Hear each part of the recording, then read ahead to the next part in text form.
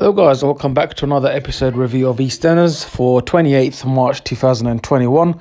I hope you guys are doing all well.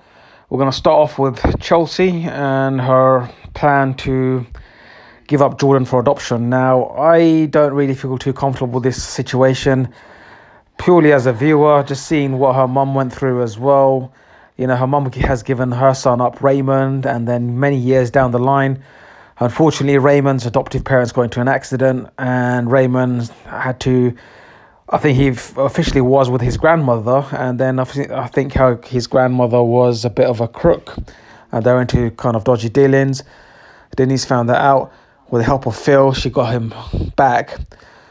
Now, it's like a mother-daughter kind of, history repeating itself, because Chelsea knows what her mother went through and what she's, just because they gave up Raymond for adoption. Now she's doing the same with Jordan. I get it that she doesn't want Jordan growing up thinking that his dad was a murderer. But come on, I think sometimes you need a bit of logic. Like, you're giving up your son because you don't want him to grow up knowing his dad was a murderer, but you're also giving up Jordan. I mean, the self-compass moral needs to, start from home. So you need to look at yourself. Like the child didn't ask to be brought into the world. You got him into the world by obviously, how babies come or how, where they come from.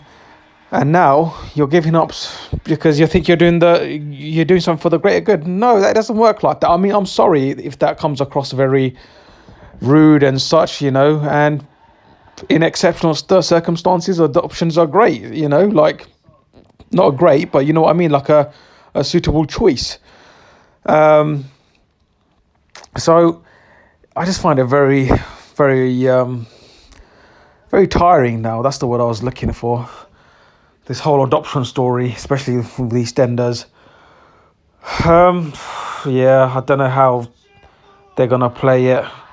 I just hope she doesn't give him up, because it just sends the wrong message across in society as well. Like, you can have a child and give it up whenever you feel like it. It's not, a child is not past a parcel. You can claim to care for a child as much as you can, but the fact that you want to give it up, it just speaks volumes, and unless it's exceptional circumstances where, I don't know, example, you might be disabled and you cannot take the care of the child at all. Even then, people you see, they just don't want to give up their child. I just think, as living in a first world country, everything's just too easy. And when things get a little too tough, there's so many options available. And, you think, I don't know, I don't want to get too much into it and get myself into trouble with this, my second ever review. But you guys know what I'm trying to say. I don't mean anything bad, but it's just that I just think a child should be very valued, and the fact that you can go around making a child and creating a child and then giving up so easily, I just don't think we should be setting that example to anyone. So I really don't like what Eastenders have done there, to be honest, because in my opinion, yeah, it just doesn't sit well, because she's not unable to look after Jordan. Yeah, we're going to move away from Chelsea whole story line, because to be honest, I'm not liking this story one bit. And if your opinion differs, you can move along, but that's just my opinion and that's my review. And that's just how I feel, to be honest. And I don't like to hide anything. It's just what I really feel and see as a viewer. Yeah, so we're going to move on to, let's see, this whole Tommy thing. I really do feel sorry for Tommy. He's been bullied like no tomorrow. He's been carrying a knife as a self-defense kind of thing. His stepdad Phil's been put in the way, and he kind of feels like left alone.